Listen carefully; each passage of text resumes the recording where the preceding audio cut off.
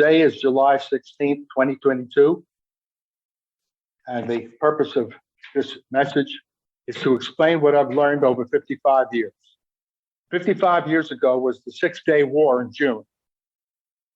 And it's hard to believe that 55 years has gone by since that Six-Day War. Well, at that time, I was 25 years old. So it's for 55 years. That's why I've said Six-Day War, because that's when I began to study the calendar. I made a commitment 55 years ago to try to understand the calendar. And I admitted I didn't understand it. And I didn't have any preconceived notions. I grew up in Judaism. I knew that the Jews did not have it right. I knew that from my schooling. It was not the way it was at the time of Moses. And so I made a commitment to try to determine what the calendar was. And I had no idea how long it was going to take, but it took 14 years. And I've continued to improve certain little fine-tuning aspects over the 55 years.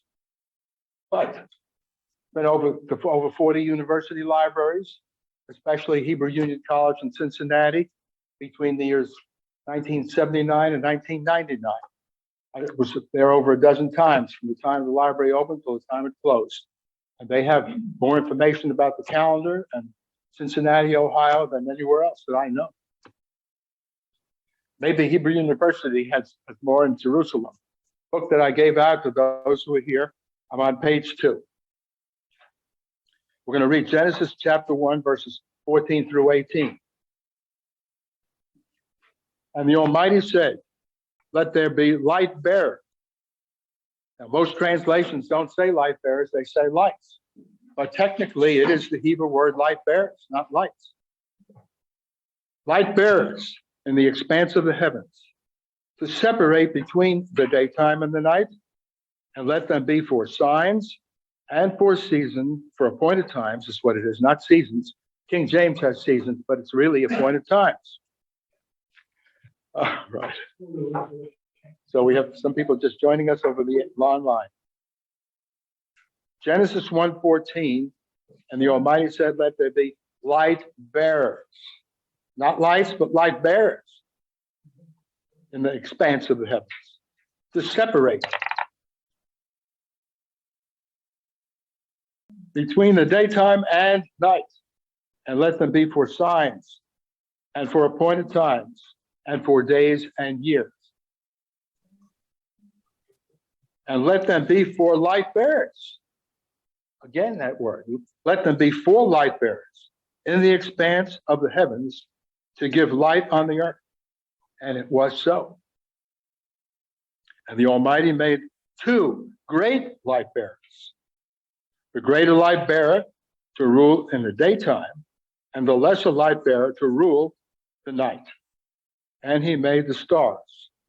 The implication is to rule the night, because it's talking about rulership. Verse 17, and the Almighty set them in the expanse of the heavens to give light upon the earth, and to rule by daytime and by night, and to separate between the light and the darkness. 5 times in these verses we find the Hebrew word ma'or, which occurs on page 22, middle of column 2 of Brown Driver Briggs Lexicon, if you want to get there. The light bearers produce light, yet the focus is on the body that produces the light, which is the body that the human eye can see. In verse 14, the translation, appointed times, for the plural of the word moed, should be understood to refer to the days of the festivals, the 7th-day Sabbath, and the Day of Atonements, all of which are mentioned in Leviticus 23. Note the next chapter. And this next chapter is real short, but it lists all 40 places where the word moed refers to the appointed times from Leviticus 23. And 6 of them are actually in Leviticus 23. Chapter 3. A month is a cycle of the moon. From above, the meaning of appointed times is Genesis 1:14 is festivals and the Sabbath, and these are determined by light bearers in the heavens. In 1 Kings chapter 6, verse 38, it says, and then the 11th year in the month, and the word for month is Yirach, bull. That's the name of that month. The 11th month is called bull. And in the 11th year, it says in the 8th month. And here the word Kodesh is used. So you have the translation month in both places. But one time it's Yirach and the other time it's Kodesh. So you've got two different Hebrew words translated for month. The house was finished for all its parts and all its plans. And thus he built it 7 years. Now in 1 Kings chapter 8, verse 2, which comes up next at the top of page 3, it says, and all the men of Israel were assembled toward King Solomon at the feast in the month. Here again, Yirach, that Hebrew word. And the name of that month, Ethanim, which is the 7th month. And there the use of the word month again is Kodesh. So again, you've got two different Hebrew words for month, Yirach and Kodesh. Strong's number 3394 for moon, Yareach. And Strong's number 3391 for month, Yirach, have the same three Hebrew consonants and look the same when the vowels are removed. In the Hebrew language, the 22 letters shown in the sections of Psalm 119 are called consonants, even though some of them act as vowels. The original Hebrew text of the scriptures only had these 22 consonants. The vowels were added to aid pronunciation by the Masoretes about the year 650. This identical original appearance in the Hebrew word for moon and this Hebrew word for month shows that a biblical month is based upon the moon. In other words, it's the Hebrew language that shows that the Hebrew word for month and the Hebrew word for moon are the same. It's the Hebrew language that shows they're the same. These verses, 1 Kings 6:38 and 8:2, also have another word for month, that is Kodesh. And it shows that the two different words, Yirach and Kodesh, indicate the same thing, a month. These two words, Yirach and Kodesh, for month, were both in the cognate languages of the land before Abraham and his servants emigrated there. Thus, both words became part of the Hebrew language. In other words, the indigenous people that lived in the land before even Abraham got there used those two Hebrew words for month. And so that's why the Hebrew language has those same two words for month. In Psalm 104, verse 19, it says, he made the moon for appointed times. The sun knows it's going away. And so the moon is Yareach, just as it is in the other couple of verses. It's there. That's the word for moon. And anyway, for appointed times, that's the same word we've used for appointed times all along. And this verse, Psalm 104, verse 19, is one of the 40 verses mentioned above. And so this strengthens the direct evidence seen from above first, connecting the moon with the month. Because in Psalm 104, verse 19, it says moon is for appointed times. It's explicit that the moon is for the appointed times. The use of appointed times further corroborates that the moon is one of the heavenly bodies, specifically indicated in Genesis chapter 1, verse 14. The moon has a repeating cycle of slightly more than 29.53 days.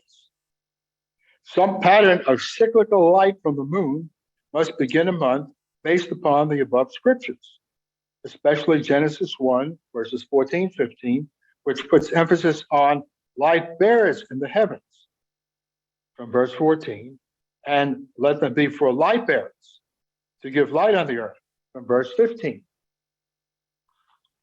Okay, we're in chapter 4. Relevant astronomy of the moon and calculating the conjunction.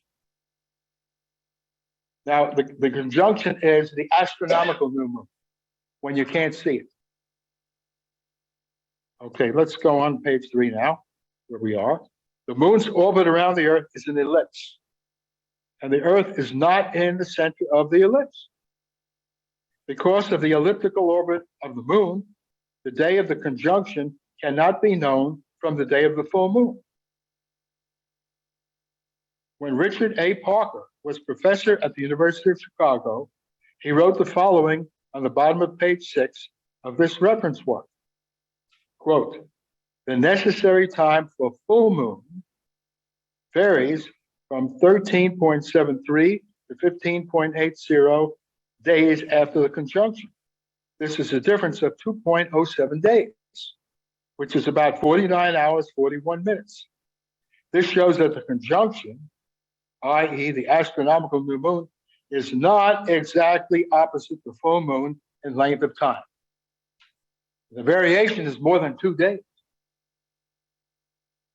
If one considers counting days beginning with the sundown to sundown day on which the conjunction occurs, then the full moon occurs from the 14th to the 17th day of the count. The 17th is very rare. If one considers counting days beginning with the sundown to sundown day that begins with the sighting of the new crescent in the western sky, then the full moon occurs from the 12th to the 16th day of the count. The 16th is very rare. Typically, the full moon occurs on the 13th, 14th, or 15th day of the count.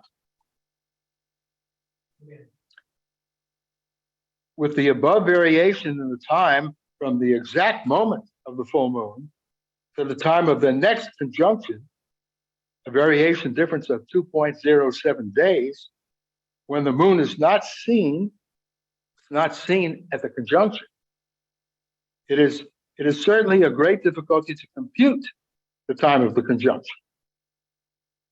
Even computing the day of the conjunction is a great problem because you cannot know the day unless you can first estimate the amount of time.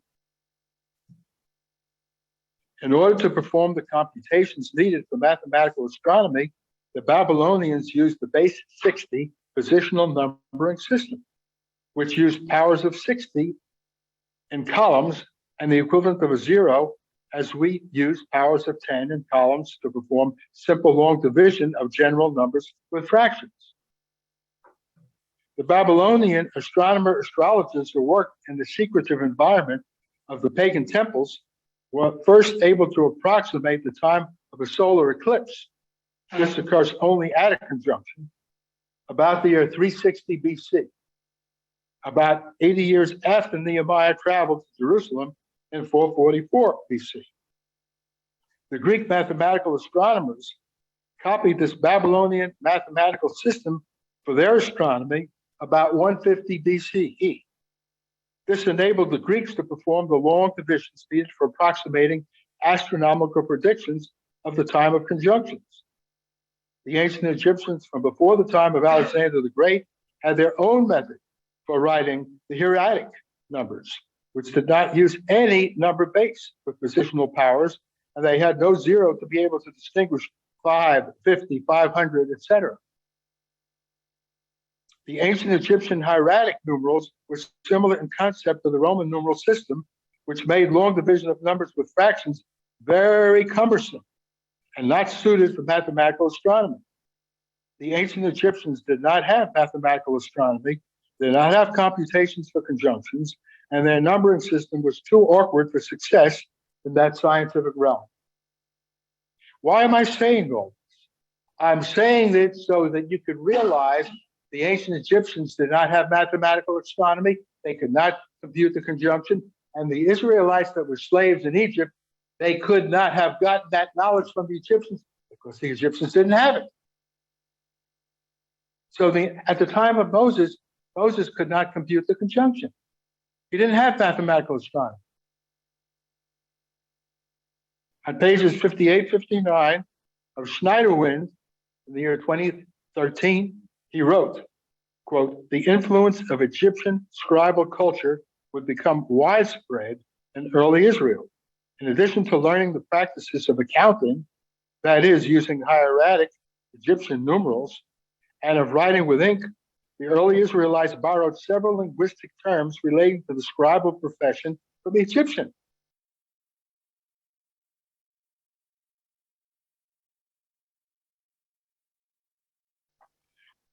On page 101,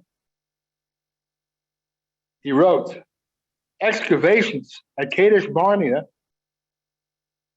have recovered some of the best examples of scribal exercises in ancient Judah.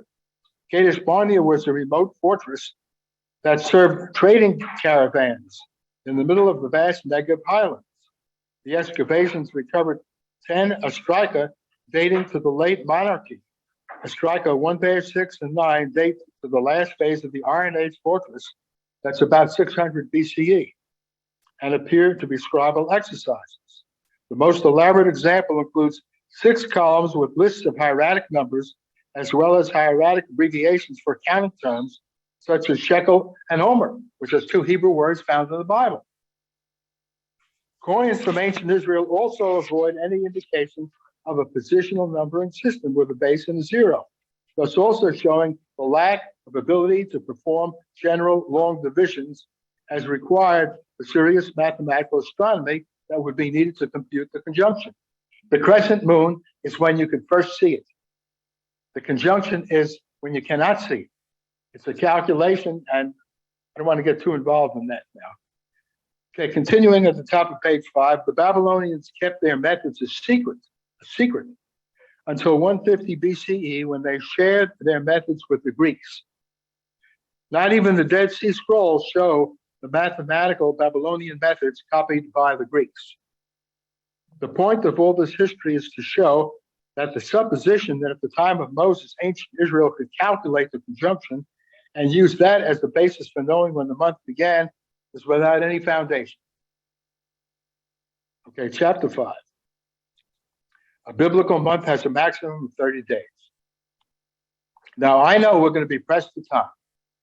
And I'm just going to read the first 4 verses of this psalm and then go on to the next chapter, because otherwise I doubt I'm going to get through, and I really want to get through. And this is a little less important than what I have afterward. So Psalm 89, verses 34 through 37. I will not break my covenant or alter that which proceeded from my lips. I have sworn once by my holiness, I will not lie to David. His seed shall endure forever, and his throne as the sun before me. It, David's throne, shall be established forever as the moon, and the witness in the sky is faithful. Salah. In other words, the moon is a faithful witness. What does that mean when it's a faithful witness? It means you could count on it to come according to the laws that were established at creation. Yahweh established the laws that keep the heavenly bodies going as they are going. And this verse says, did it forever. He established the motions of the moon forever. And you could read the rest of this chapter later on. And I want to skip on now to page 6. Okay. All right. Chapter 6 on page 6. The Aaronic priesthood has a role regarding the calendar. And this is an important thing. According to the law of Moses, certain activities related to the calendar are required to be performed by the Aaronic priesthood. Specifically, at the beginning of each month, in the context of Numbers 10, verses 1 through 10, notice the following activity of the priesthood. Numbers chapter 10, verse 8.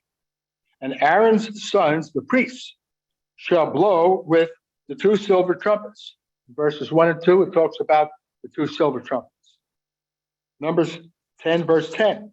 And on the day of your gladness, and on your appointed times,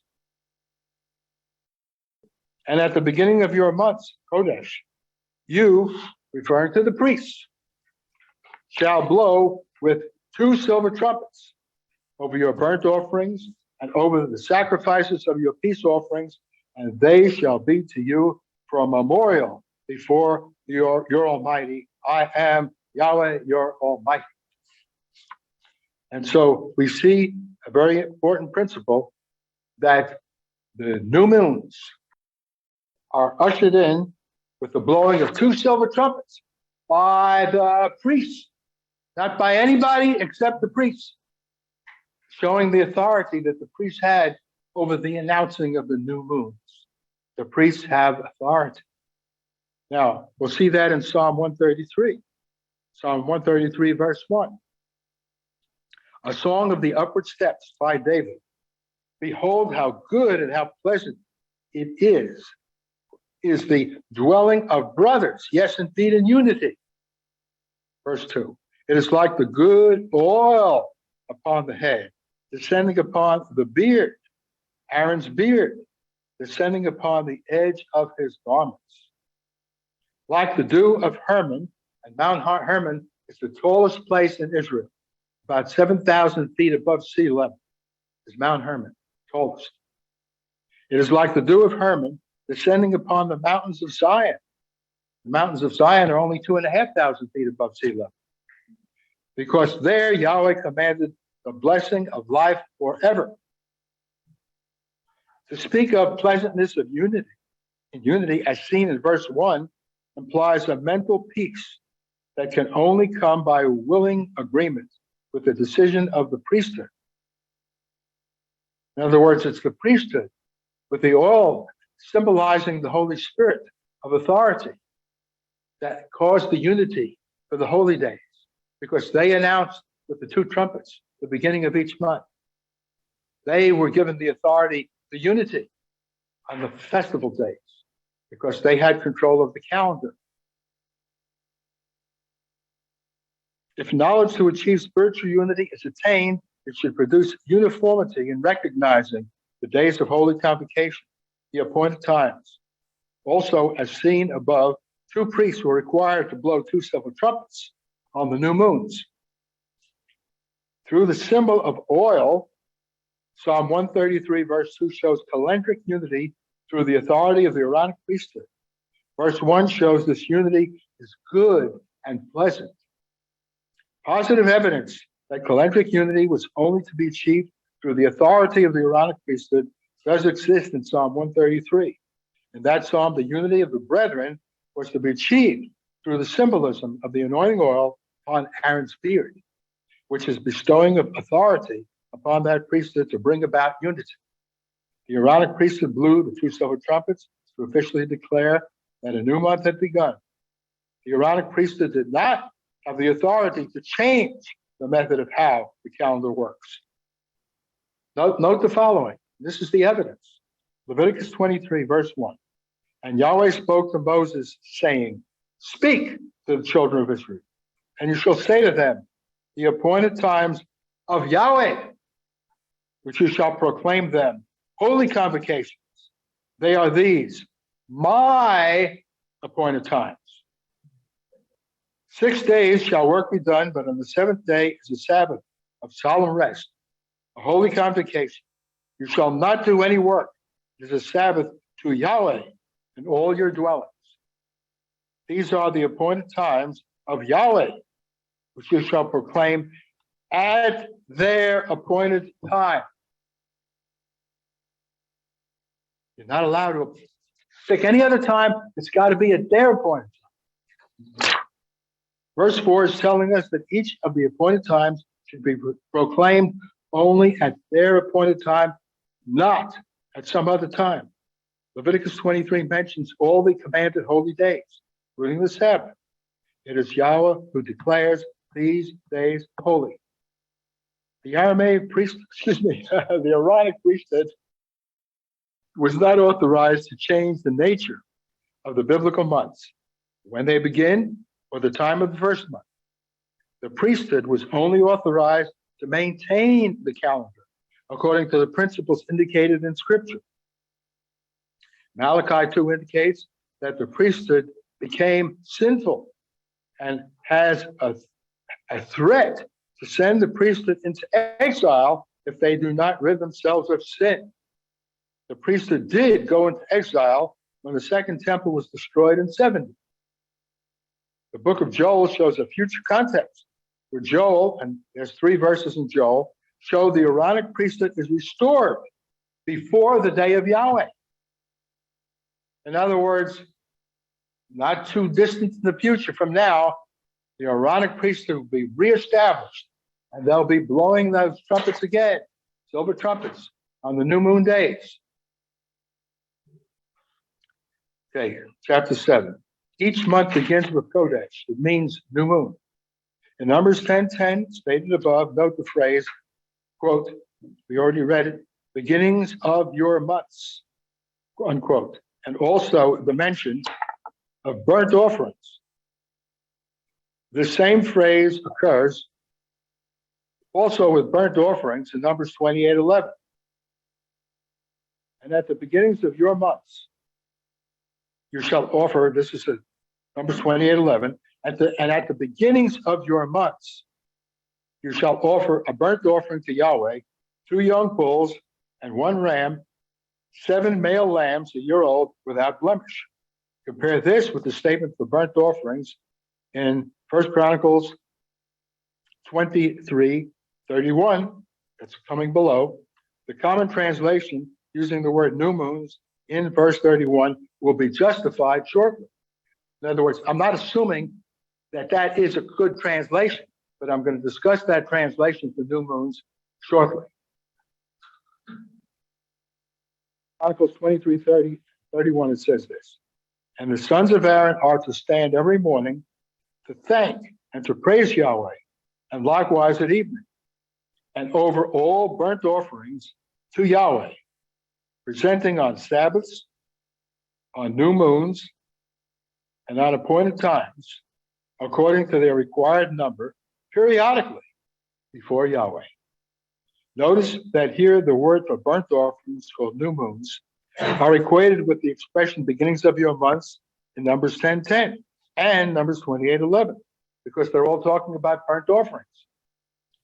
This shows that a Kodesh, here translated new moon, is the beginning of a month, because it says the whole phrase, beginning of your months in one place, plural of Kodesh in another place.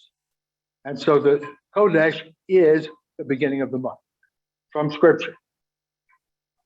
The translation new moon for Kodesh is justified for the following 2 reasons. 1, the Hebrew word Kodesh, when the vowels are removed, becomes identical to the Hebrew word Chadash when its vowels are removed.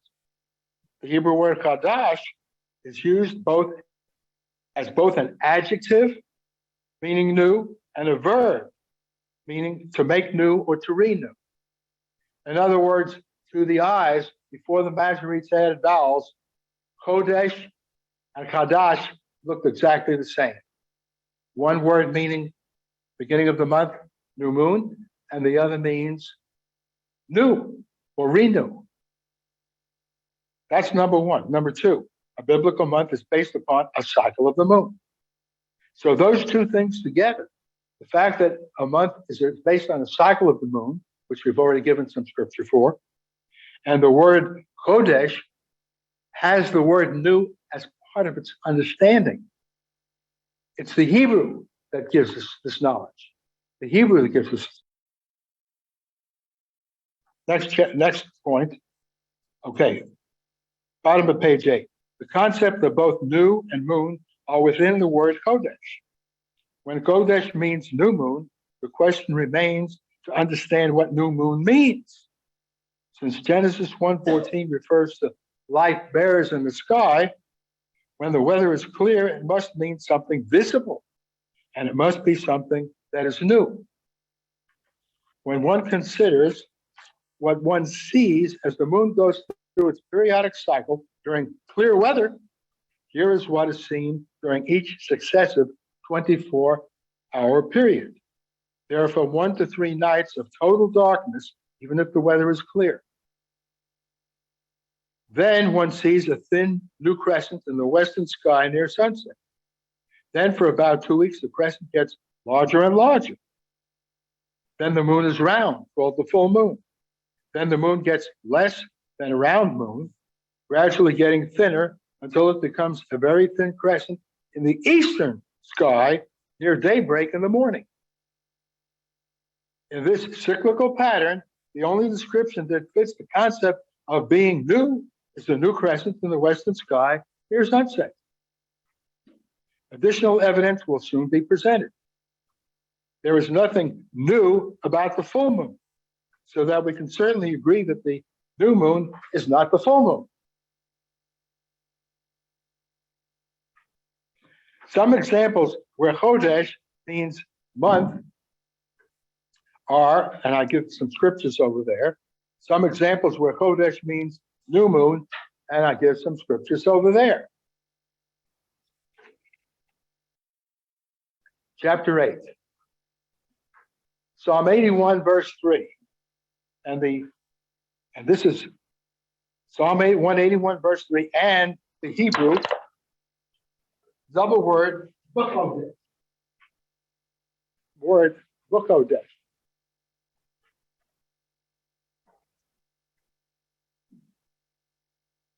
Psalm 81, verse 3 says this. We're on chapter 8 on page 9. Psalm 81, verse 3 says the following. Blow at the new moon, the shofar, and at the full moon on the day of our feast. Now, notice I put in square brackets the Hebrew word for full moon. And it begins with bu and then keseh. Bu is a preposition. We have already seen that the new moon is not the full moon. There is a prefix preposition, bu, attached to Kodesh, as well as to keseh. See, there's two prepositional phrases. B'chodesh and b'keseh. Bu is a preposition before both of those nouns. Thus, the verse has two contrasting prepositional phrases. This should settle any doubt about its meaning when this is discussed in some detail. From the astronomy chapter above, it was shown that the day of the full moon is not exactly opposite the conjunction. And the day count of the full moon can vary by up to 2 days.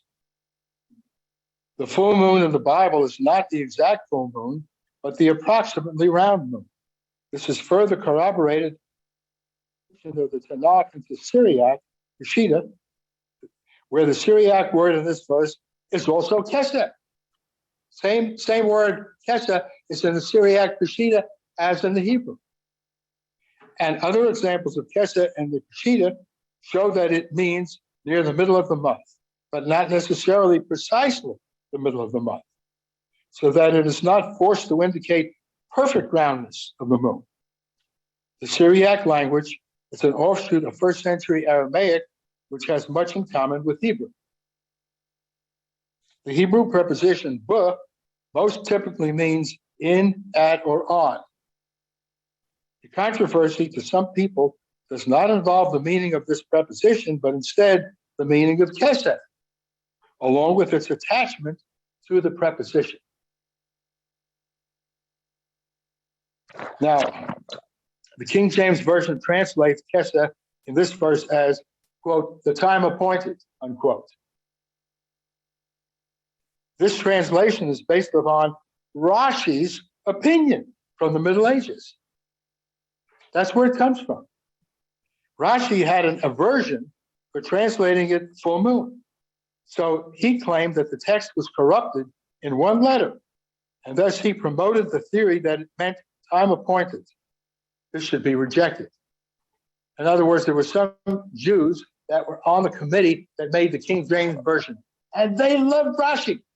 And so they took Rashi's opinion, and that's where the time appointed mistake in the King James Version came from. Okay, bottom page 9. Modern translations of keseh as full moon are correct. Number one, ancient Semitic languages, such as Syriac and Ugaritic, have contexts that show cognate words to keseh with this meaning, the meaning of full moon. So you could look at ancient Semitic languages, they have the same word, and the context shows it means full moon. Number two, Akila's literal translation from Hebrew to Greek, made about year 130, has this meaning. His Greek word has that meaning.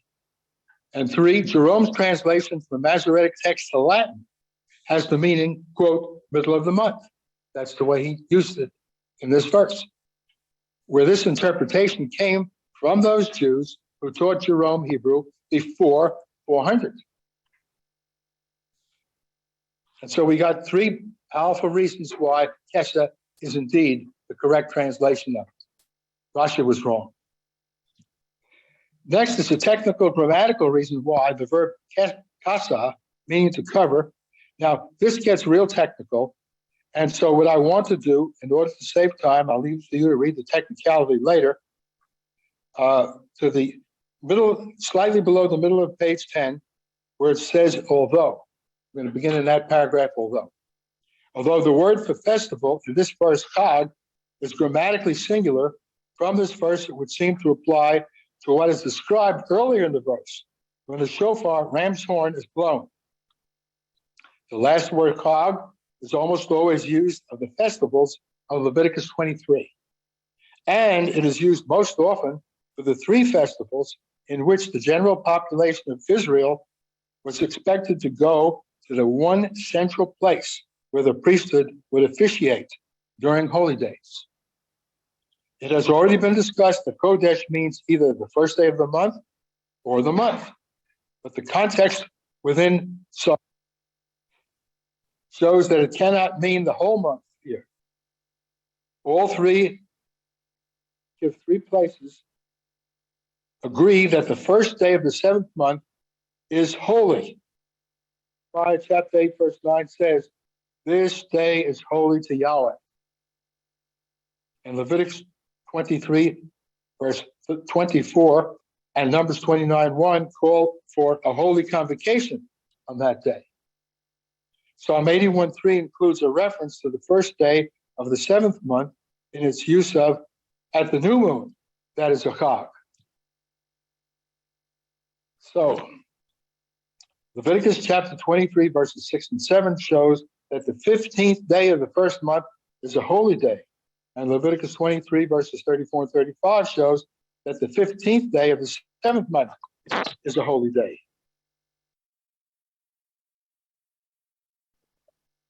That's Psalm 8.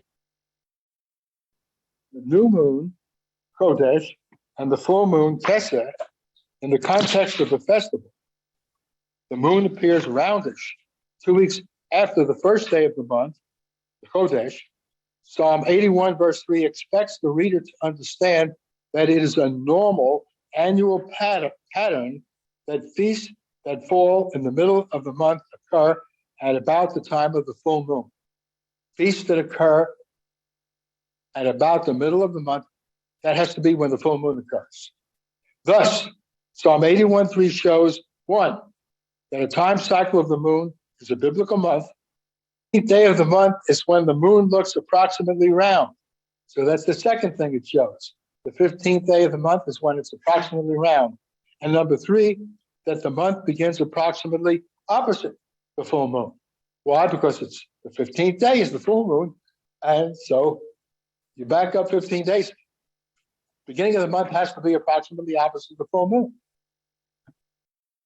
This is an independent corroboration that the new moon relates to the new crescent, because the new crescent is approximately opposite the full moon. Number 9, chapter 9, page 11. Use of Adar and Elul in Jerusalem show a month begins with the new crescent. It's another biblical proof. In the context of Jerusalem, Ezra chapter 6, verse 15 mentions the month Adar, and Nehemiah 6:15 mentions the month Elul.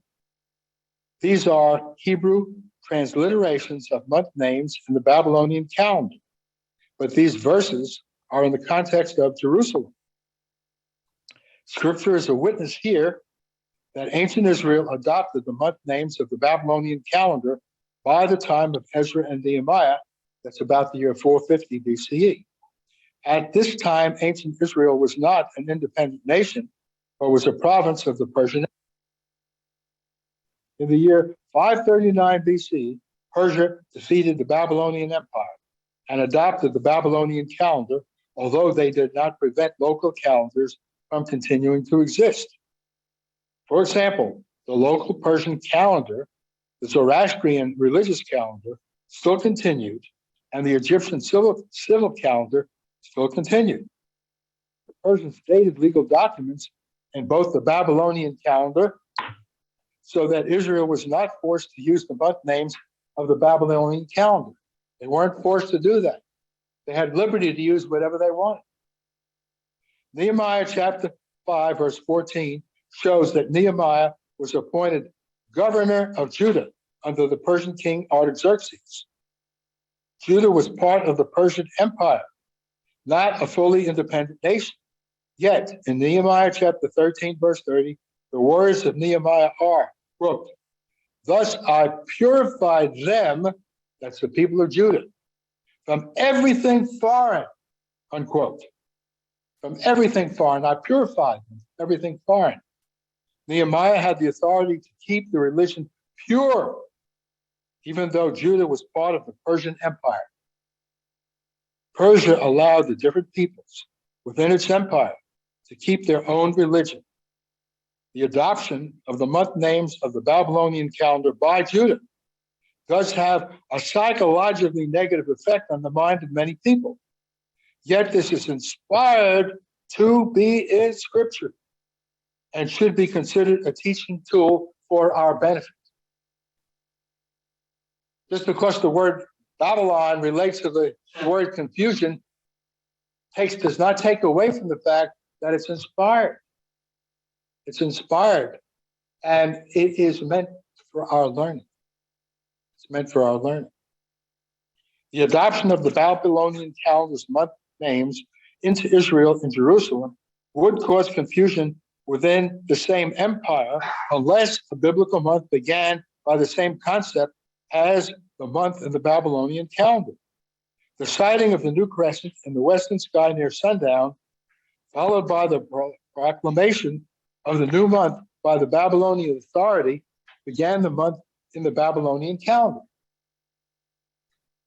However, a month was not permitted to have more than 30 days in that calendar. In Jerusalem, the Aaronic priesthood had the authority to declare the beginning of each month. The start of a biblical month agreed with the method of the start of the Babylonian month because of the adoption of the Babylonian calendar month names. And so the adoption of the month names would have to have a similarity in its meaning, otherwise it would cause confusion. They weren't forced to adopt those month names. They were living in the same environment as the Babylonians that were using the Babylonian calendar. There would be no reason to adopt those month names unless the month had the same meaning. And so we see by adopting those month names of the Babylonian calendar, a month should begin the same way as the Babylonians began their month. Okay, chapter 10. The month in Israel began correctly after the Babylonian exile. Using the conjunction, the astronomical new moon, to start the month is contrary to the biblical emphasis and stress on the use of visible light to determine the appointed times in Genesis 1, 14, 15. Some advocates of the conjunction theory for the beginning of the month claim that before the Babylonian exile under Nebuchadnezzar, ancient Israel, specifically the house of Judah, determined the start of a month with the sundown that began a day. But the moon was invisible, some people claim, near the sundown. These people go on to claim that after the return from exile under Ezra and Nehemiah, Israel, under the influence of the Babylonian calendar and Persian political dominance, no longer continued the alleged original practice of using the conjunction since the time of Moses. To judge the rationality of this view, let's read a couple of verses from Nehemiah 8. Nehemiah 8, verse 2. And Ezra the priest brought the law before the assembly of men and women and all who could hear with understanding on the first day of the seventh month. Verse 9 says, and Nehemiah, who was the governor, and Ezra the priest, the scribe, and the Levites who taught the people, said to all the people, today is holy to Yahweh your Almighty. So they could not have been doing it on the wrong day, on the first day of the seventh month, because it's in Scripture. This day is holy. Scripture doesn't lie.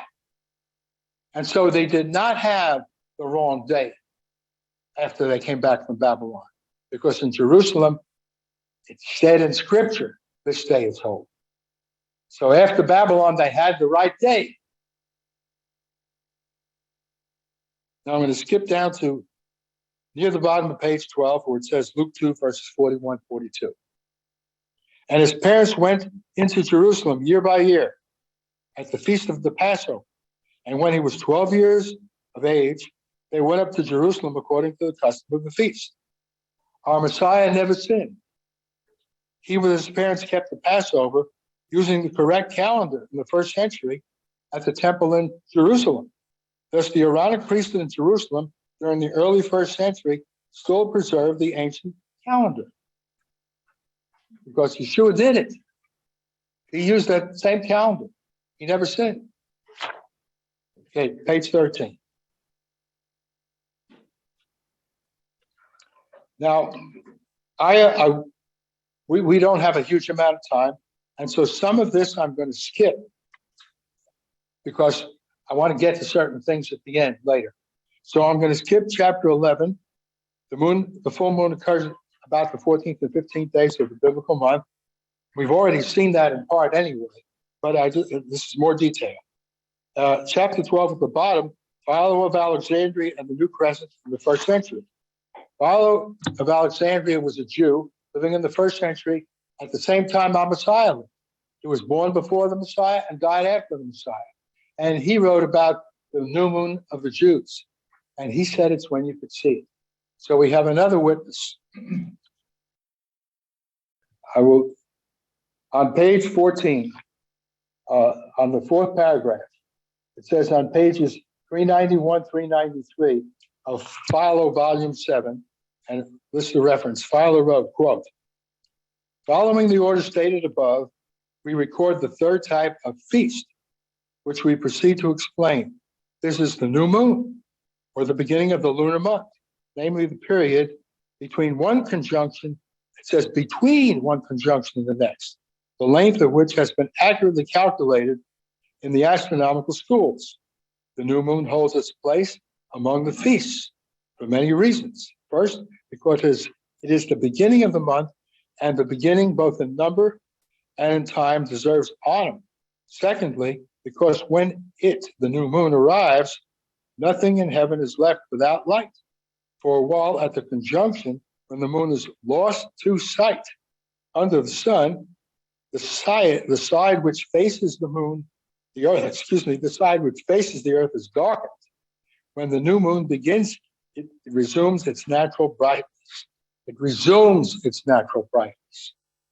The third reason is that the stronger or more powerful element, the sun, at that time of the new moon, supplies the help, light, which is needed to the smaller and weaker, the moon.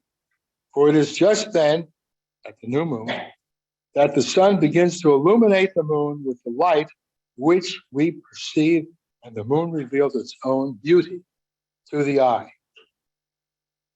In Alexandria, the leading center of Greek mathematical astronomy at that time, the conjunction is a well-known concept to Philo, and he mentions the conjunction as a contrasting time to the new moon. It is clear that to Philo, the Jew in the early first century in Alexandria, the new moon is the new crescent, and this begins the first day of the Jewish month. Evidently, the Greek geometrical abstract concept of the conjunction had filtered down to the educated non-astronomer Philo. He used this concept in writing to his audience without defining it, so he understood that his audience would also understand the term. To Philo, the new moon is the new crescent, and he calls this time a feast for the Jews. The time of the new moon as a feast in Scripture and in Jewish history.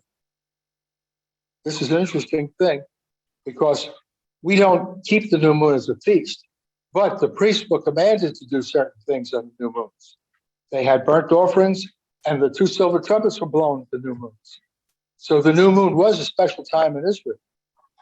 In 2 Kings 4:23, it says this, and he said, why will you go to him, the prophet, today? It is neither new moon nor Sabbath. She said, to have peace. Amos chapter 8, verses 4 and 5. Hear this, you who oppress the poor, and make the humble of the land to cease, saying, when will the new moon be passed so that we may buy grain, or the Sabbath be passed so that we may open the wheat? To shrink the ephah, to inflate the shekel, and to falsify the deceitful scales.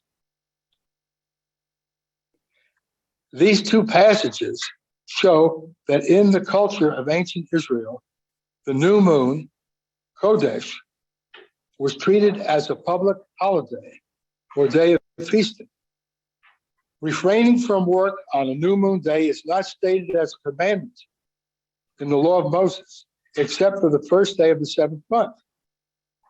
And I have scriptures to show that. When quoting from Philo of Alexandria above, twice it was noted that he called the day of the beginning of the lunar month a feast. Although there is a gap of about 8 centuries from Amos, from which we just read that Amos chapter 8, verse 5. That was about the year 750 BCE.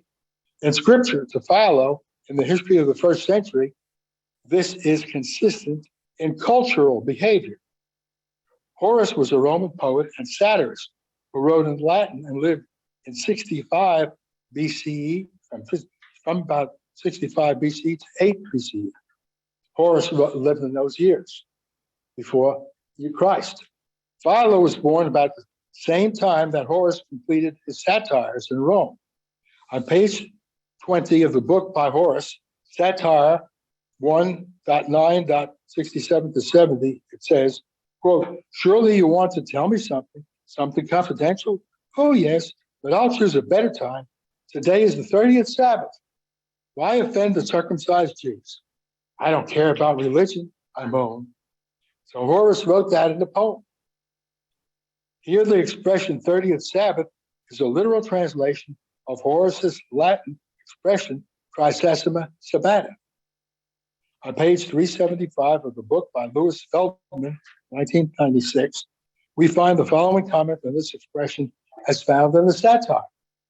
Quote, in summary, Horace's allusion in Tricesima Sabbata is more effective if it refers not to some meaningless nonsense, but rather to the 30th, a Sabbath, that is the new moon, so prominently celebrated in Horace's time.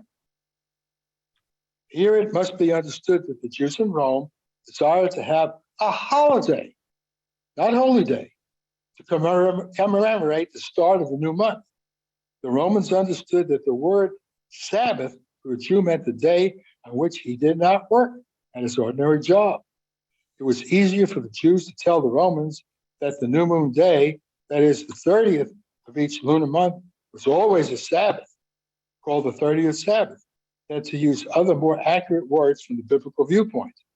Biblically, the new moon was not a Sabbath, but the Jews called it a Sabbath to simplify the implications of not working to the Romans.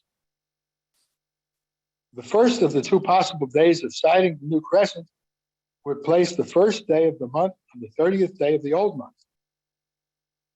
Hence, in Jewish culture of that time, the 30th day would be a vacation day or a feast day, and by loose extension, not technically accurate, called a Sabbath. Since Horace expected the Roman readers to understand him, this new moon feast called the 30th Sabbath was well known in Rome in the late 2nd century BCE. Rome was about 1,500 miles from Jerusalem, where the Aaronic priesthood blew the 2 silver trumpets to announce the beginning of each month. Jews in Rome had no method to know when the new moon was officially declared in Jerusalem. They arbitrarily picked the 30th day of each lunar month upon which to celebrate the new moon, although they knew the method might be one day in error compared to the authorities in Jerusalem. They did the best they could under their circumstances. They knew that their own sighting of the new crescent could be at most one day in error if the weather was clear, so they could make an adjustment toward counting the next 30 days for the next 30th Sabbath. When Saul was king of Israel, there was a national headquarters near his dwelling, and the Aaronic priesthood officially announced the start of each month with the blowing of 2 silver trumpets nearby. When the Second Temple existed in the first century, the Aaronic priesthood also similarly declared the start of each month. In both situations, it was necessary to depend on human witnesses for sighting the new crescent. The priesthood had the authority to make the decision after questioning witnesses. In order to avoid the danger of witnesses traveling at night, the waiting for questioning of witnesses would occur during the daytime on the 30th day of the ending month. The general population would often not know in advance whether witnesses would appear and their testimony would be accepted. Jewish society anticipated this event throughout the daytime of the 30th day because some witnesses might have to travel for a considerable distance. As soon as the 2 silver trumpets were blown, the priesthood would be able to perform their specific sacrifices, prayers, and songs related to the beginning of the month. In order for the general population to witness these ceremonies, they would have to be nearby, waiting, although the people who lived far off, such as in 2 Kings 4:23, which we already read, would have a regional feast. It is clear that the whole 30th day would be a day of anticipation, not knowing in advance what would happen unless most people had seen the new moon the previous evening. But if the crescent was very, very thin, maybe only a few people would have seen it. With this background, it will be easier to understand 1 Samuel 20. And that chapter will provide further clarification on the Feast of the New Moon. At this time, this is talking about 1 Samuel 20. At this time, David has already experienced attempts by King Saul to kill him. And I have scriptures to show where that was. His friend Jonathan has great difficulty believing that his father wants to kill David. In order to convince Jonathan that Saul wants to kill David, David devises a plan to cause Saul to reveal his attitude toward David in the presence of Jonathan. Notice that this plan involves a day count of 3. 1 Samuel chapter 20, verse 5, verse 12, verse 19, all contain the word third. This is the key that proves that David and Jonathan expected that there would be 2 successive days of a festive meal at the king's table. We're going to see that. In verse 27 and 34, the majority of translations are incorrect. The Hebrew word for bread is lechem, and this word occurs in 1 Samuel chapter 20, verses 24 and verse 27. Yet lechem is often translated meal in this context. David was expected to appear at the king's table on 2 successive days to have a festive meal, lechem, associated with the beginning of the month. David and Jonathan expected there would be 2 successive days of a feast. If the prior month had only 29 days, this would be expected the majority of the time because the average length of a month is close to 29 and a half days. However, during certain periods of the year, there are astronomical reasons why there might be at least 2 29-day months in a row or at least 2 30-day months in a row. At the beginning of 1 Samuel 20, when David and Jonathan were first speaking with one another, it becomes clear from a literal translation of verse 12 that the day of the initial conversation was counted as the first day of the 3 days, that is. Then the daytime of the first festival meal at the king's table was counted as the second day. Then the daytime of the second festive meal is counted as the third day. This is called inclusive time reckoning. So first, David and Jonathan had the conversation. That was the first day. The second day at the meal at the king's table, that was the second day. The third day at the king's feast, that was the third day. And it's at the afternoon of that meal that Jonathan and David were to meet. Okay. Then this is called inclusive time reckoning, and this is surely used based on verse 12. The Hebrew words machar, that means tomorrow, in verses 5, 12, and 18, and mimacharat, which means on the morrow in verse 27, refer to the daytime portion of the day. This is normal usage for these words. In fact, most of the time that these words are used, the context shows activity beginning in the morning. 1 Samuel 20, verse 35 shows that the festive meal at the king's table began in the morning. 1 Samuel 20:12, quote, and Jonathan said to David, before Yahweh the Almighty of Israel, when I have examined my father about this time tomorrow and the third day, and behold, if his attitude is good toward David, then I shall not send to you, and shall I not send to you and reveal it to you, to your ear.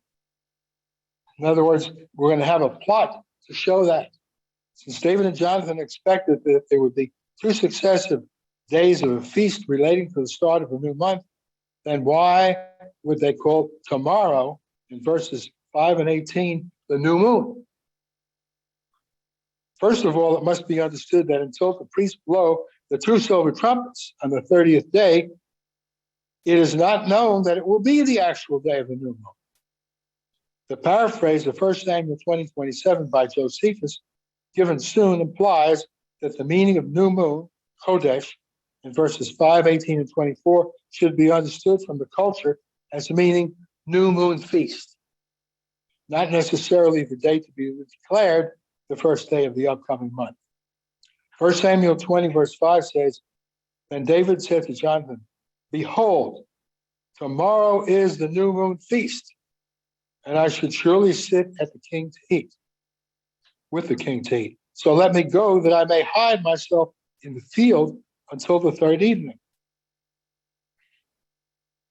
And Jonathan said to him, tomorrow is the new moon feast, and you will be missed because your seat will be empty.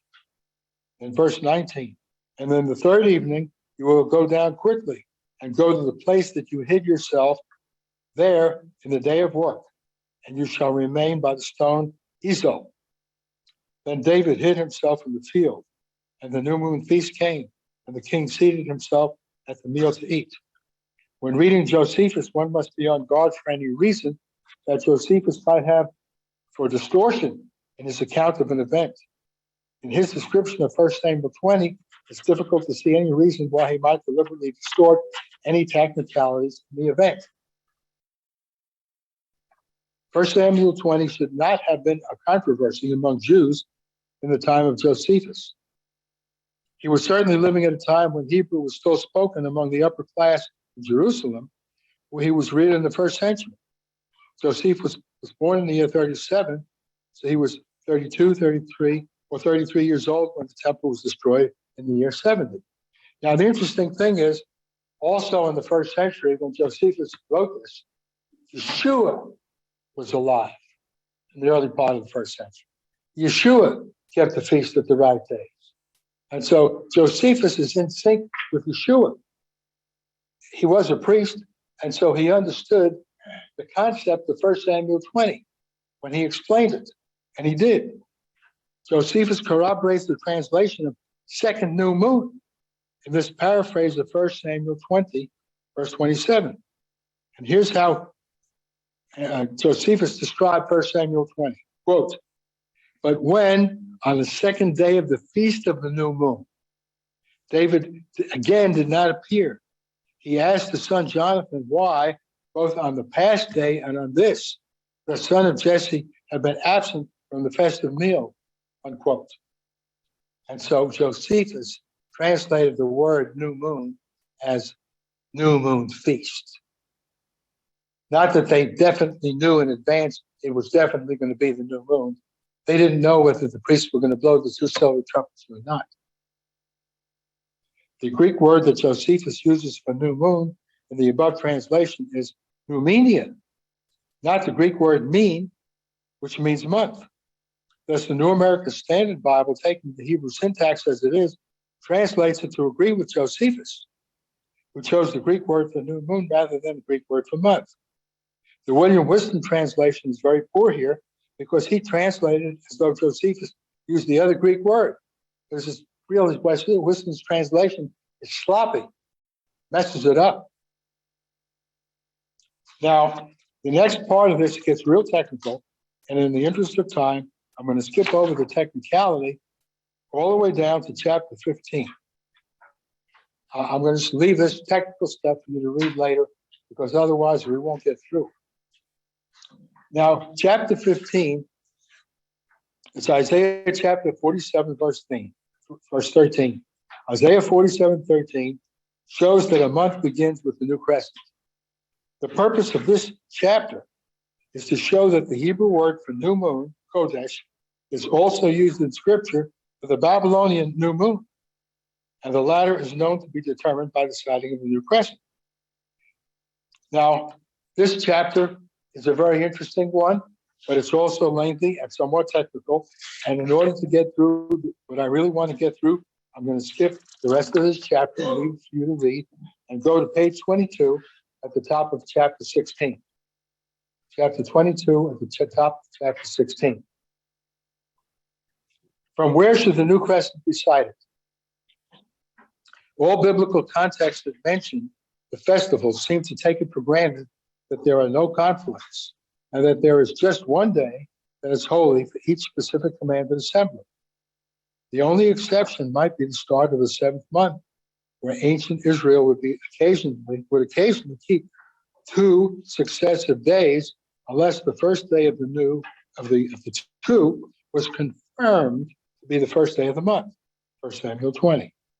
The Aaronic priesthood was the authority that provided unity, Psalm 133. They were only supposed to dwell within Israel, and Numbers chapter 35, verses 2 through 8, shows the priesthood was given 48 cities in Israel in which they were commanded to dwell. The borderline for visibility is wide and fuzzy. Humidity and a great height above sea level can even cause gaps in visibility. The wide, fuzzy path of first visibility of the new crescent not only has gaps, but its path on the surface of the earth is curved, and the curve varies from month to month for any one place. Any rule to reconcile this is arbitrary and subject to debate in terms of where on the earth the new crescent might first be seen each month. We do not have any Aaronic priesthood functioning today, but if we are given the same information that they could have through postings on websites, then we could presumably arrive at the same decision they would, thus simulating the priesthood. The way to attain peace and unity is to use the implications of Paul in Acts 18:21, in which he showed respect for the determination of the calendar by the Levitical priests by wanting to be there for the feast. The problems with using local visibility are: 1, how is it defined in distance when a person does not see it and another does see it? 2, how is it consistent with Numbers 10:10, Isaiah 2, verse 3, Micah chapter 4, verse 2, where the priests determine the new month from Israel? 3, how can it avoid confusion and disunity? Psalm 133. 4, does it avoid arbitrary decisions of distance for accepting witnesses? 5, it will sometimes cause parts of the world to keep the festivals 1 month later than other parts, as in the year 2007.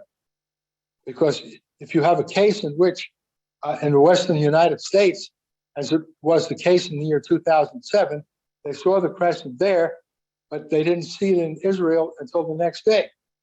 And so people who wanted to use local visibility would begin the month First, it would be a 13th month versus first month difference. And so they would be a whole month apart in the year 2007 if they wanted to use local visibility, which makes no sense to be a whole month apart. The advantages of using visibility of the new crescent within Israel are: one, the definition is simple. Two, it is consistent with Numbers 10:10, Isaiah 2:3, and Micah 4, verse 2. In other words, the blowing of two silver trumpets by the priesthood. Three, it is unified and avoids confusion. Psalm 133, thus respecting the Aaronic priesthood. Four, over 90% of the time, it is not a borderline situation, and it is predictable. The use of the international dateline for the 24-hour day, starting with sundown, as it gradually sweeps across the globe, has attained worldwide acceptance by keepers of the Sabbath. The sighting of the new crescent from within the boundaries of Israel should determine the day, and this day should be accepted around the world based upon the international dateline, with sundown as it sweeps across the globe. Places to the east of Israel may sometimes have to observe 2 days for the first day of the seventh month, as was done according to 1 Samuel 20. Chapter 17. Summary of the reasons why the conjunction did not begin the biblical month. Number one, Genesis 1:14 speaks of light bearers in the heavens to determine the appointed times. And lights are not the computation of a point in the darkness. Two, the time between the old crescent and the new crescent can allow from 1 to 3 nights during which the moon cannot be seen under clear weather. In practice, this means that the approximate time of the conjunction could not have been known without a very complex computation. Three, excavations from ancient Israel show that they copied the numbering system from ancient Egypt, which is not a positional numbering system. It had no positional values with a base and zero, thus making general long division of fractions very cumbersome, and this is required for computing the conjunction. Ancient Egypt did not have mathematical astronomy, and did not compute the conjunction. The Babylonians did not develop methods to compute the conjunction until about 1,000 years after Moses. Conjectures that Moses could compute the conjunction have no basis in history. The day of the conjunction could not be known from the day of the full moon because of the elliptical orbit of the moon and the fact that the moon does not move at a uniform angular speed. Four, 1 Samuel 20 shows that David and Jonathan did not know which of the next 2 days would start the new month. If a computation of the conjunction had been used, they would have known the day. 5, the future day of Yahweh will be a period of time when the visibility of the heavenly lights will be greatly diminished. Hence, the moon will not be visible near the days when it is thin. At this time, the scripture reveals that 1,260 days will be 42 months, thus making each month 30 days. This contradicts a prediction of the conjunction, which averages a little more than 29.5 days per month. Psalm 89, verse 37, which we read earlier, shows the moon is a faithful witness when the weather is clear. When you could see it, it's a faithful witness. Isaiah 47, verse 13, and we didn't read that chapter, but I'll leave it to you. But it shows that the word Kodesh is the start of the month in the Babylonian calendar, and the Jews adopted the Babylonian calendar month names. So that's another proof that the conjunction was done, because the Babylonians used the sighting of the new crescent. Number 7, Ezra 6:15 and Nehemiah 6:15 use the Babylonian month names in the context of Jerusalem. Israel adopted the Babylonian month names for their months. All this indicates that the month in Israel began with the new crescent, not the conjunction. Nehemiah chapter 8, verses 2 and 9 shows that after the return from Babylonian exile, the people in Jerusalem under the leadership of the priest Ezra and the governor Nehemiah correctly kept the holy days of the first day of the seventh month. Hence, they did not adopt the pagan beginning of the month of Babylon. 8, Philo of Alexandria from the first century is a witness that the Jews, according to his understanding, began each month with the sighting of the new crescent. And that was the century in which Yeshua lived. And he followed the priesthood in Jerusalem. And he didn't sin. Okay. Chapter 18. The sun is required in Genesis 1:14 years. The sun is required in Genesis 1:14 years. Probing into Genesis 1:14 with regard to the last word years, because Genesis 1:14, the very last word is years. What could the lights in the heavens involve for years? Candidates include the sun, moon, stars, planets, and comets. Now, the stars have a strange cycle that's based upon what's called precession of the equinoxes that you can read about in astronomy books, which is about a 28,000 year cycle. It's a huge cycle in which the constellations keep moving from year to year slightly. And so they don't keep pace with the agricultural year. These constellations slowly move around from the vernal equinox all the way around to the next vernal equinox over a period of about 26,000 years. And so the stars can't be used. It won't keep pace with the agricultural year. So you can't use the stars for the calendar. Comets like Halley's Comet occurs once every 75 years. Comets have a really wide cycle. Comets cannot be used because it doesn't keep pace with the agricultural year. Planets have their own cycle. Venus and Mars, earlier and later, much different cycles from the Earth year. So the planets can't be used. So if you exclude the planets and the comets and the stars, what you got left for the calendar is the moon and the sun. So it's got to be the moon and the sun. We've already seen the moon that's used for the month. So what's left is the sun.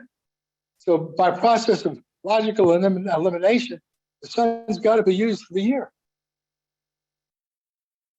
Okay, now, light triggers.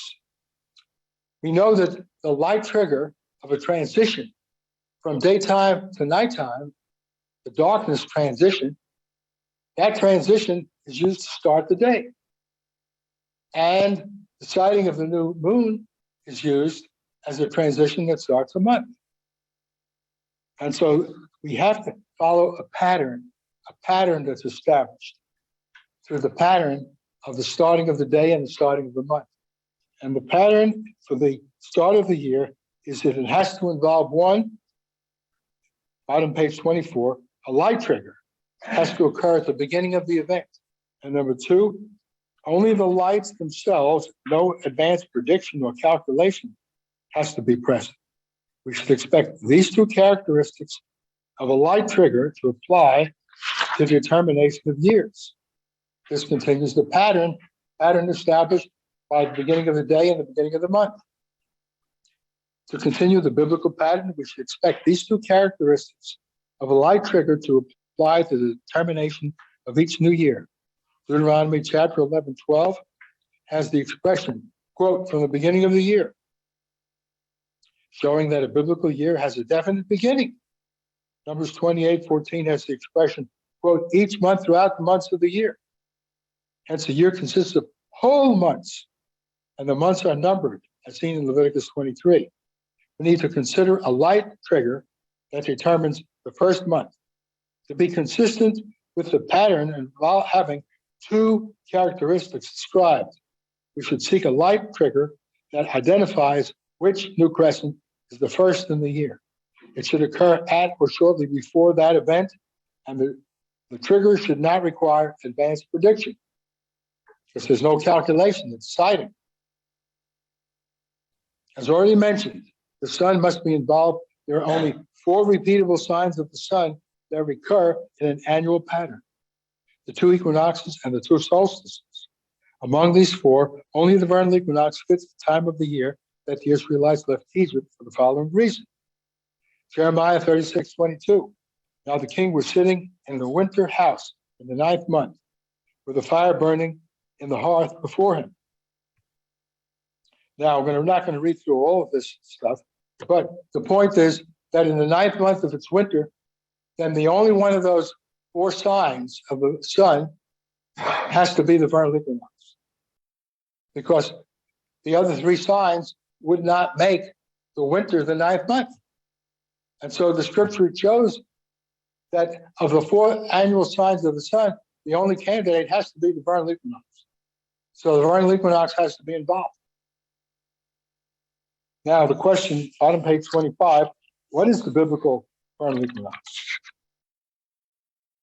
In this modern age, astronomers define some astronomical terms in a way that would have been impossible for ancient people.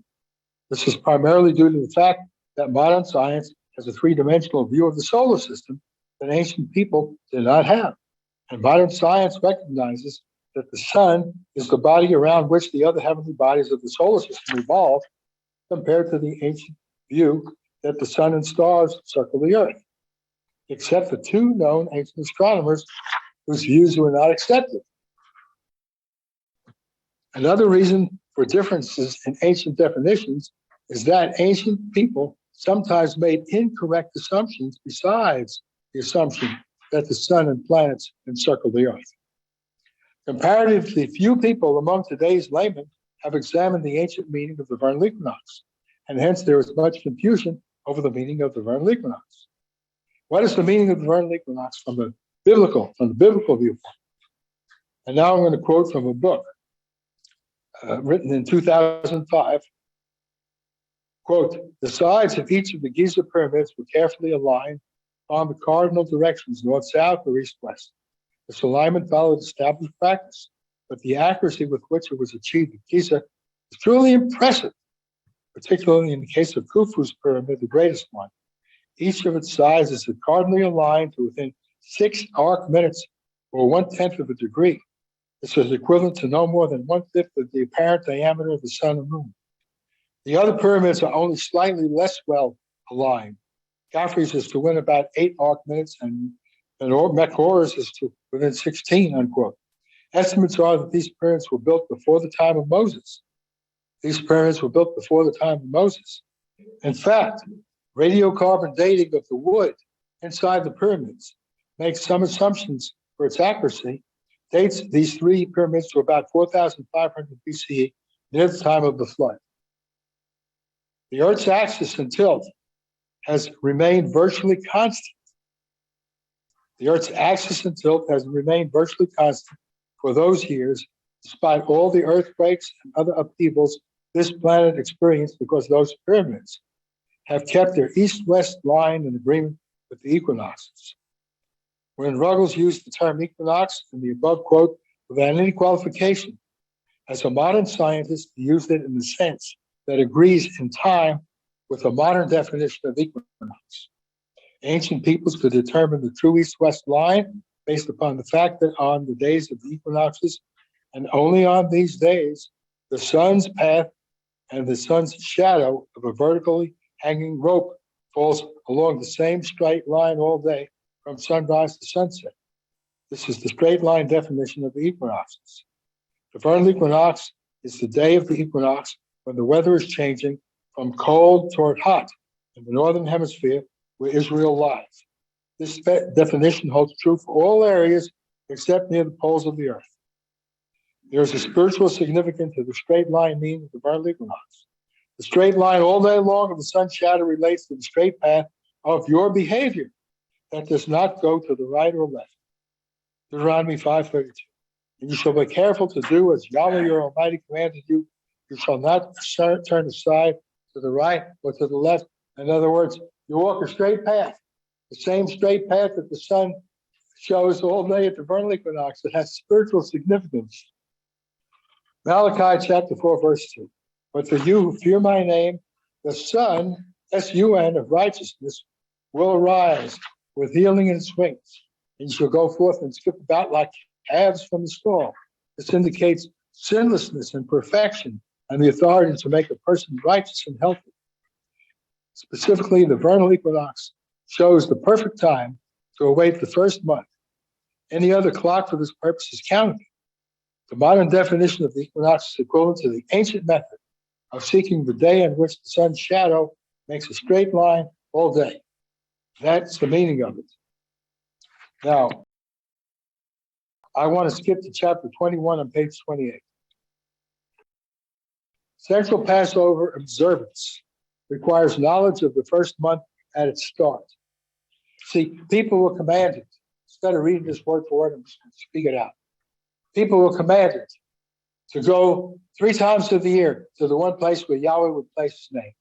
And the first of the 3 is at the Feast of Unleavened Bread. And they would be there for the time of seeing the Passover lamb be slain. The Passover lamb be slain on the 14th day of the first month. And that means people from all over Israel could be as far away as 90 miles away. They had to leave to travel to get there on the 14th day of the first month. And in order to do that, they had to know on the first day of the month, whether that was the first month or the 13th month. They would have to know on the first day of the month because they would have to be able to arrive there on the time for the Passover lamb. So they'd have to know, is this the first or the 13th day of the month? Because they would have to travel with a wagon over a long distance to get there in time for the 14th day of the month. So they'd have to know at the beginning of the month if it's the first or the 13th. And that's why you'd have to compare the new crescent of the first month with the vernal equinox at that time or after. That's a common sense view on the basis of getting to Jerusalem on the 14th day of the first month of Passover. They'd have to know at the beginning of the month. And so they'd have to compare the new crescent at the beginning of that month with the vernal equinox to know for sure if it was time to leave to get there on the 14th. So that's a common sense reason why they have to know on or after the vernal equinox. Then the second reason is chapter 22. That's the adoption of the Babylonian month names in Jerusalem and the vernal equinox. And this is a very interesting thing. The book of Esther shows the basic agreement of the Babylonian and the Jewish calendar.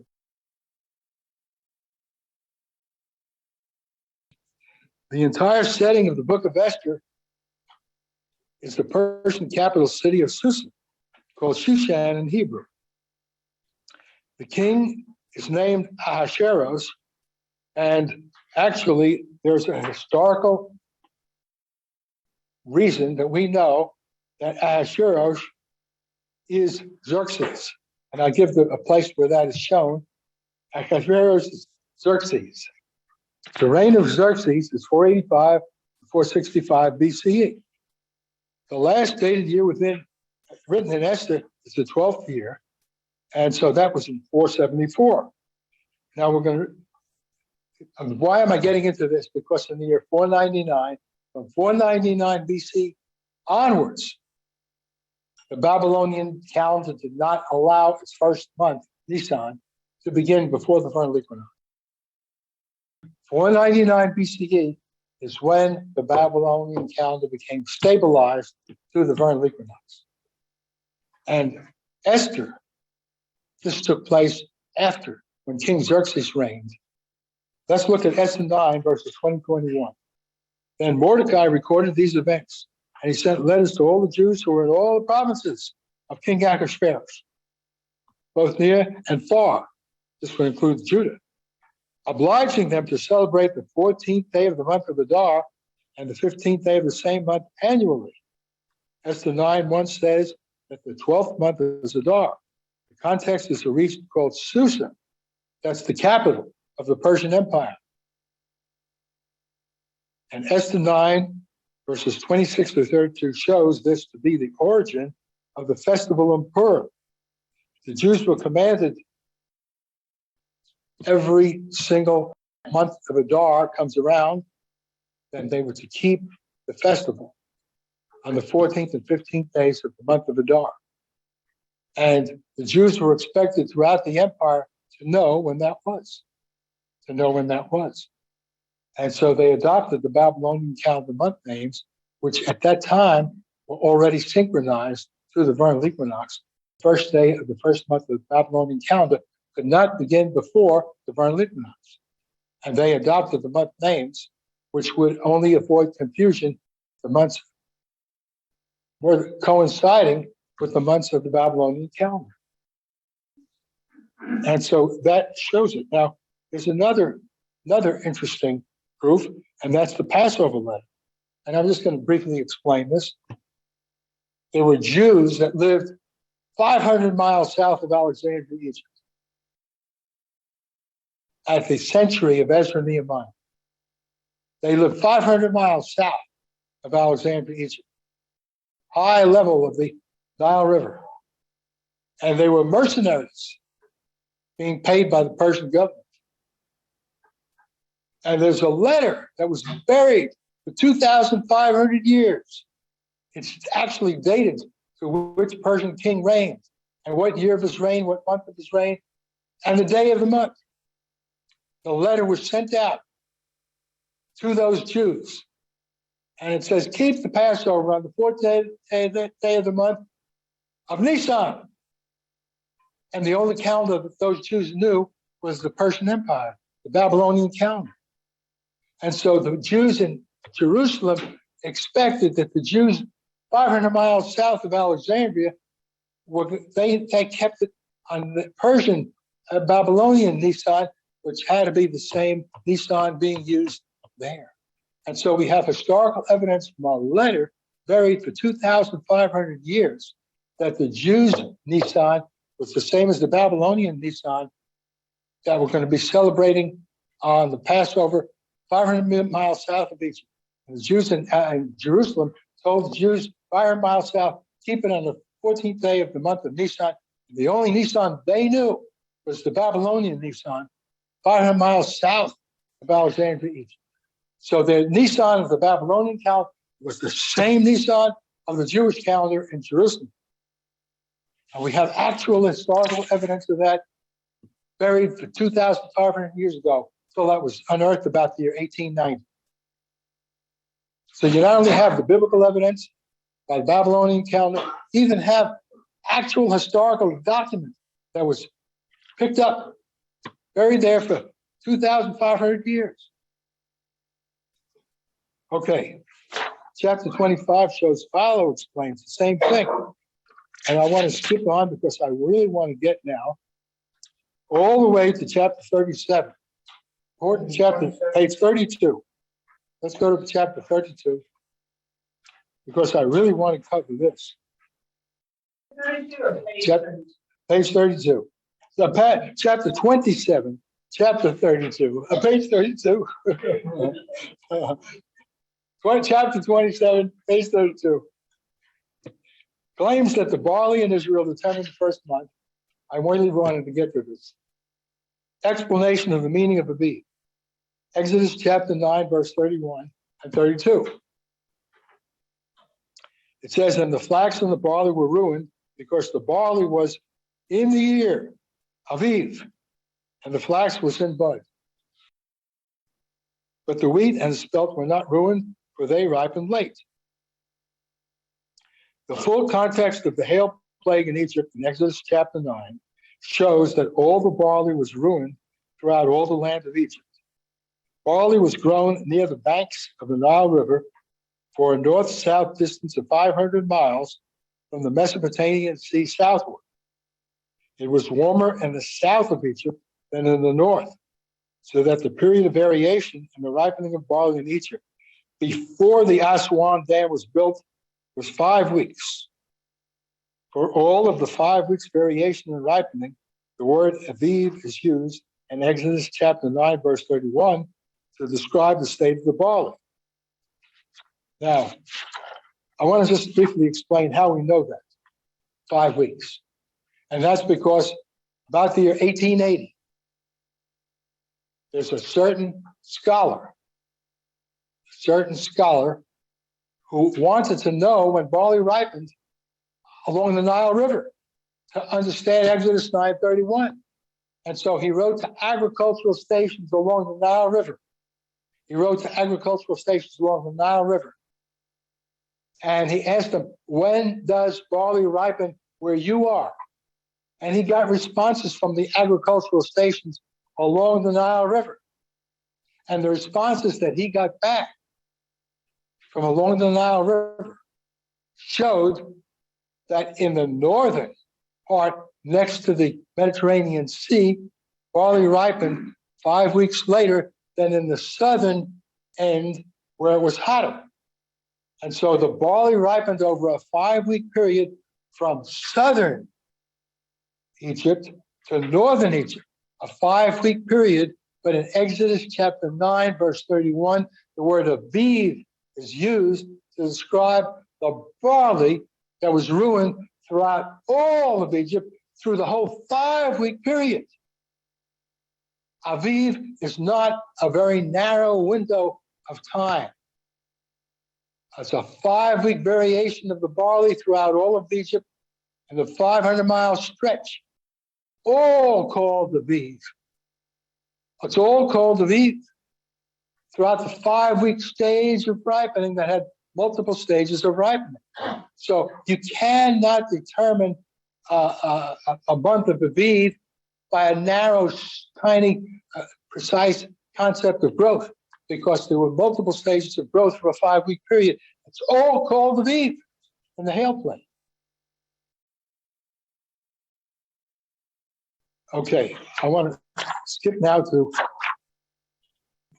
the heat, the atmosphere, the sun, the ripening of barley. First of all, the context of the first Passover in the Promised Land.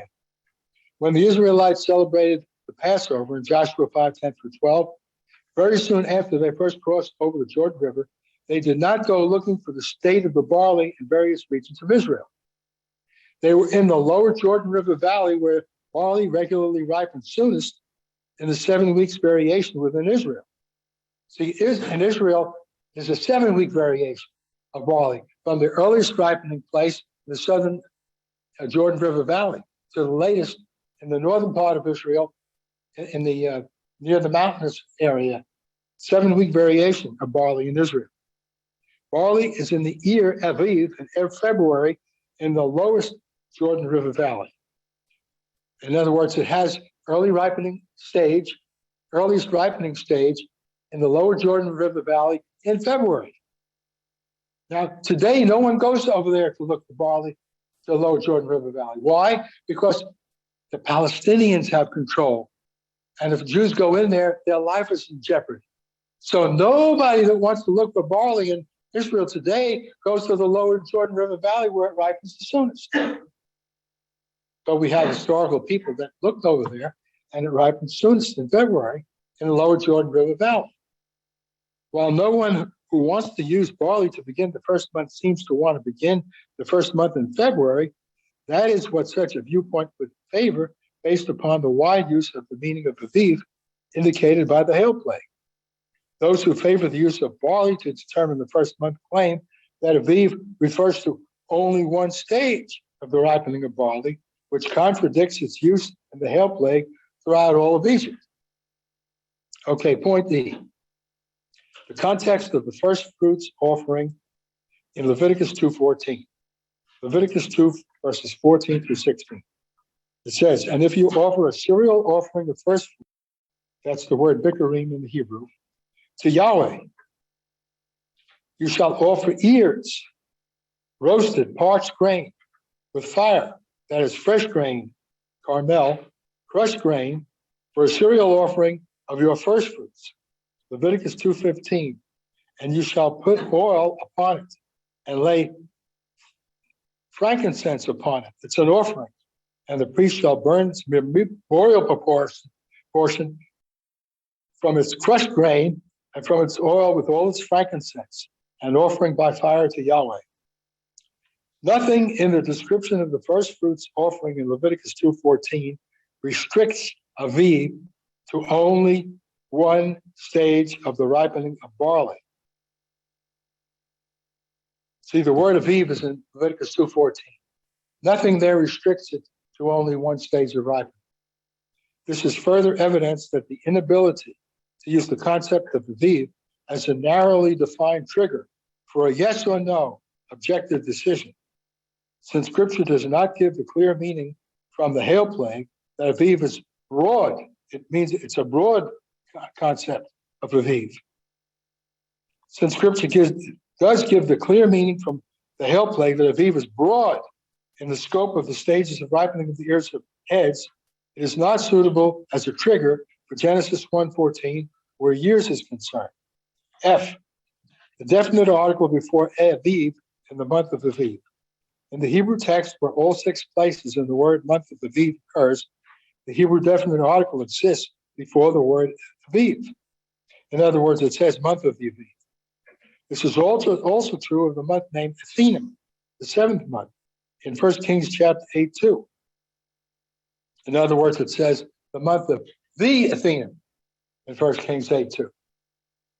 What distinguishes the 1st month and the 7th month from all other months is that the greatest number of festivals fall in those months, in the 1st month and the 7th. In fact, the only festival that occurs outside of those 2 months is the Feast of Weeks. We have no historical record that explains the reason that these 2-month names have the definite article before them, so people are free to speculate upon the reason. One reasonable speculation is that these months, the 1st and the 7th, are special in the sense that they contain most of the festivals.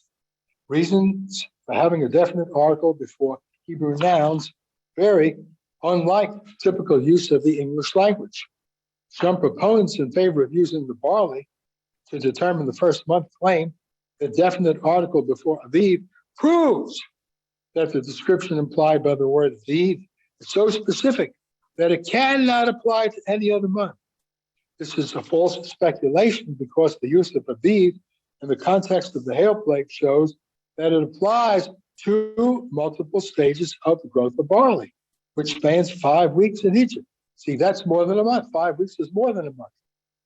The claim that the use of the definite article before Athenum makes its descriptive meaning unique to defining the 7th month, also along with the corresponding claim of the 1st month. It's shown to be false because there are always 5 months between the 1st month and the 7th month.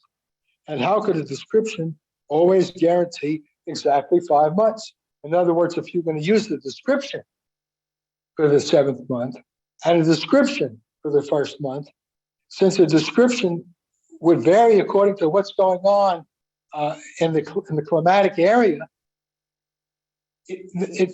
by climatic concepts, it wouldn't always have exactly 5 months. And so that's why it's not a defining characteristic through the use of the word the definite article. There was a famous historian of Jewish calendar back in the 1800s, who gave this explanation as to why the definite article in front of the word Aviv does not prove that it has to be by some characteristic of Aviv. He gave that technical definition of the definite articles use that I'm repeating here.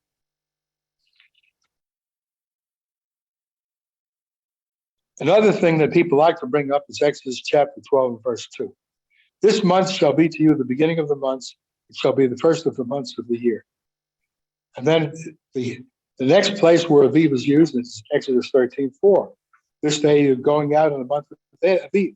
And the next place is Exodus 34:18. You shall keep the feast of Matzah. 7 days you shall eat matzah, which I commanded you at the appointed time of the month of Aviv, because in the month of Aviv you went out of Egypt. Now, some people claim that the proximity, the context, makes Aviv pushed into Exodus chapter 12, verse 2. But if you actually look at the context, you will see that it's not. There's a good several weeks went by from the hail plague to Exodus 12:2, if you look at the description of everything that happened. And if, as I give here in words, if you look at the context of Exodus 12:2, it's not the Exodus of Exodus 13:4. It's a different context.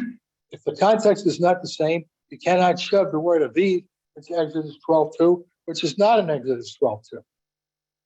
People dream up the idea of shoving Aviv into Exodus 12:2 when it's not there. It says this month is the 1st of the months of the year. All right. H, on bottom of page 35. Wide variation in the use of Aviv applied to Israel. The wide variation in Israel, 7 weeks. From the earliest place barley ripens in Israel to the latest place it ripens in Israel is 7 weeks. 7 weeks. Doesn't pinpoint a specific time.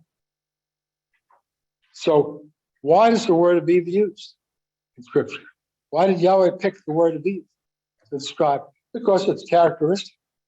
There will be Aviv, but it doesn't uniquely define only 1 month, because Aviv applies to the lower Jordan River Valley actually in February.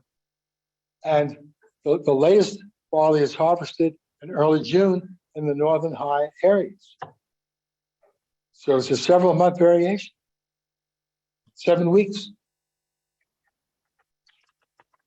The next thing that's important to get to is on the top of page 36, Leviticus 23, 10 through 14. Speak to the children of Israel and say to them, when you come into the land which I'm going to give you and reap its harvest, then you shall bring the first sheaf of your harvest to the priest.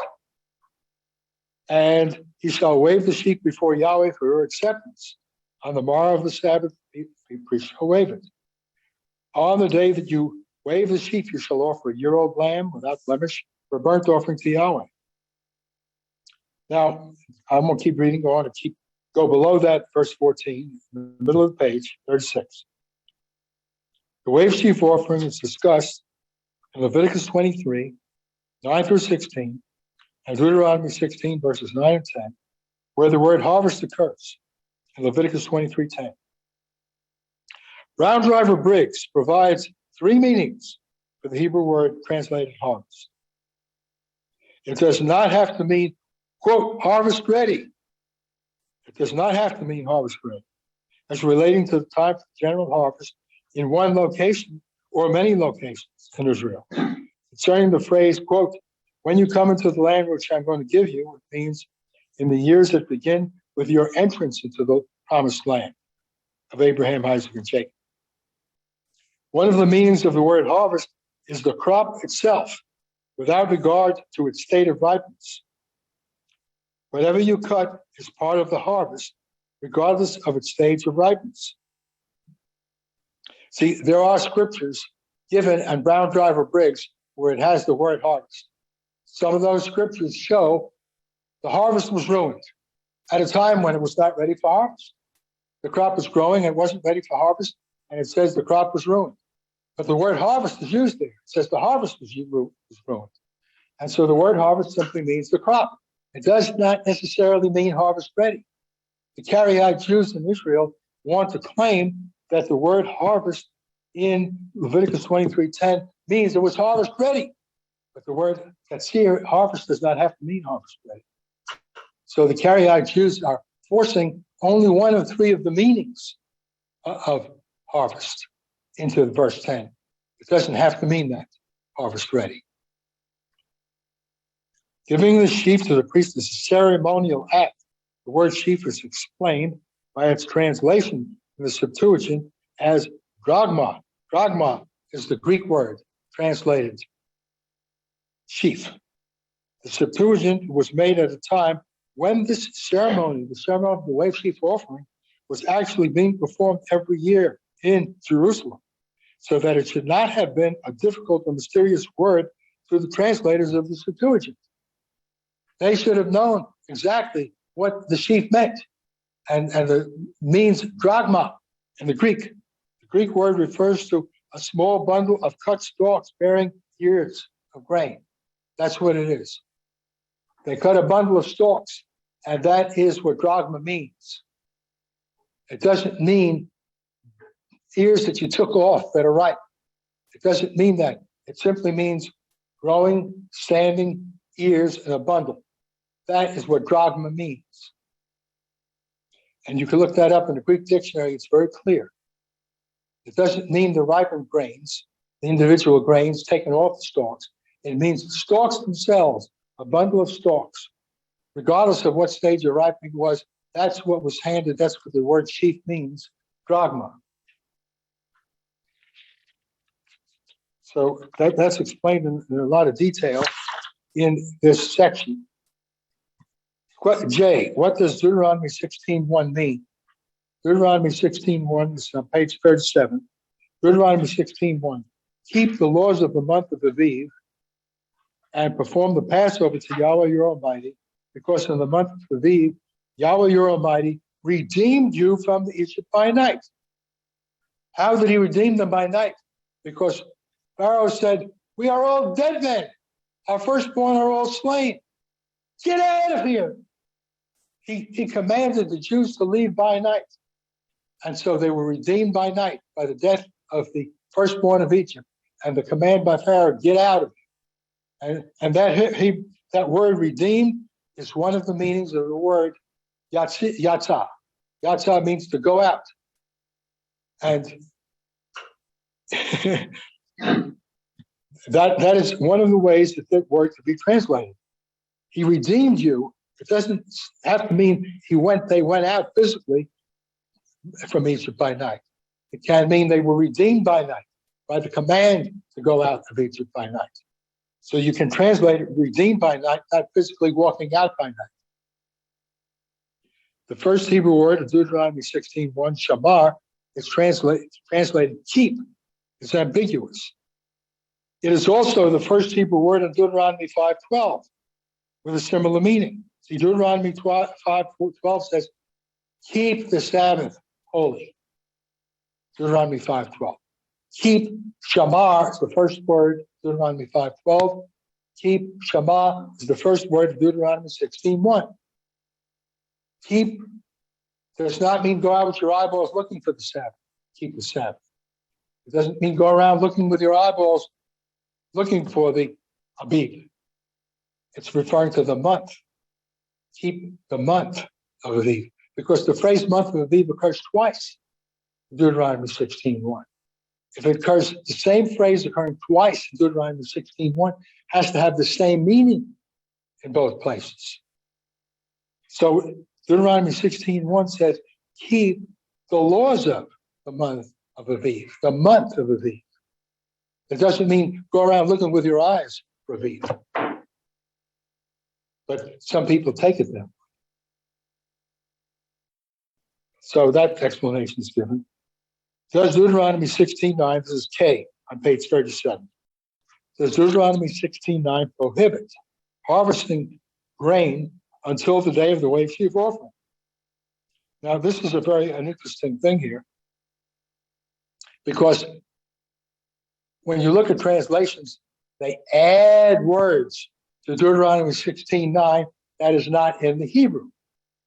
They add words that are not in the Hebrew. And that's why I have square brackets in the translation of Deuteronomy 16:9 right underneath the chapter heading K. This is what it says if you look at it literally and then recognize where the Hebrew does not have something in square brackets. It says there in Deuteronomy 16:9, 7 weeks you shall count for yourself from square brackets, about the time you begin, square brackets, to put the sickle to the standing grain, you shall begin to count 7 weeks. Some proponents of the use of barley to determine the first month claim that Deuteronomy 16:9 prohibits the harvest of grain until the day of the wave sheaf offering. Such thinking only comes from adding words that are not in the Hebrew, as shown by words in brackets in the above translation. The only prohibition is in eating of the new grain until the wave sheaf offering, as seen in Leviticus 23, verse 14. It mentions you cannot eat fresh grain, you cannot eat bread made from it, you can't eat parched grain. You can't eat it. That's the prohibition in Leviticus 23, verse 14. There's no prohibition for harvesting. Deuteronomy 16, verses 9 and 10 is a loose summary because it mentions 7 weeks rather than the more precise 50 days. And it omits other details given in Leviticus 23. It's a very concise summary statement. It doesn't give all the details. Conclusion. The barley harvest in Israel is spread out over 7 weeks.